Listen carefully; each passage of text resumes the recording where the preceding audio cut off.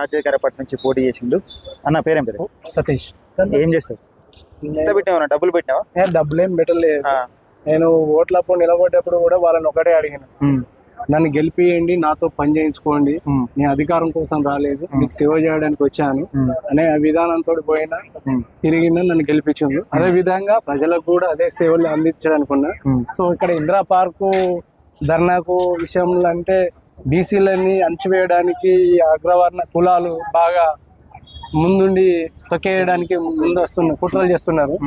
కుమ్మెర జాతర అక్కడ జరిగిన చిన్న పాప విషయంలో ఆ చిన్న పాపని తొక్కి చంపితే అగ్ర కులాలని అరెస్ట్ చేయకుండా అదే వీళ్ళు ఇచ్చిన మన బీసీ కులానికి సంబంధించిన వాళ్ళు పిటిషన్ ఇస్తానో వీళ్ళ మీద కేసు బుక్ చేయడం జరిగింది, ఎఫ్ఐఆర్ చేయడం జరిగింది.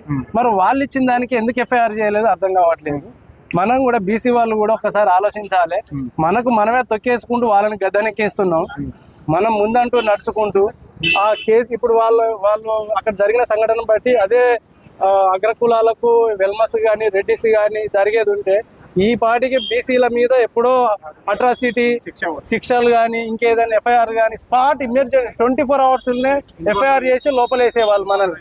సో మనం అంటూ బీసీల ఐక్యత ఉండి ఎస్సీ ఎస్టీ మైనార్టీలో అంతా ఏకదాటికి వచ్చి మనం ముందంటూ నెక్స్ట్ 2028 వరకు బీసీ ముఖ్యమంత్రి కావాలని మనం ముందంటూ నడిచి ఒక ముఖ్యమంత్రిగా ఏర్పాటు చేసుకోవాలి. అందరూ ఏకమై బీసీ రాజ్యం రావాలి. బీసీ రాజ్యం రావాలి అంటే ఇప్పుడు మనం గ్రామ స్థాయి నుంచి కూడా బీసీలకు రాజ్యాధికారం రావాలనే దృష్ట్యా పెద్ద ఎత్తున ఒక ఉద్యమం లెక్క నడుస్తూ ఉన్నది.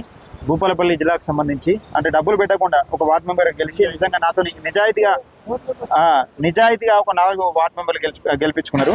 అలాగే పని చేయించుకున్నారని చెప్తున్నారు. ఇదే తరహాలో అసెంబ్లీకి ఎన్నికల్లో కూడా వెళ్ళబోతున్నట్టుగా తెలంగాణ నెక్స్ట్ కూడా జెడ్పీటీసీ ఎంపీటీసీలో కూడా పోటీ చేస్తాం. ఈ గెలుస్తానో బాధ్యత, ఓడిపోతే అనుభవం అనే లక్ష్యంతో పోయినా ఇప్పుడు ఎంపీటీసీలలో కూడా అట్నే పోతాం. జయశంకర్ భూపాలపల్లి జిల్లా నుంచి వెళ్ళి ఎంపీటీసీలో కూడా పోటీ చేస్తాం.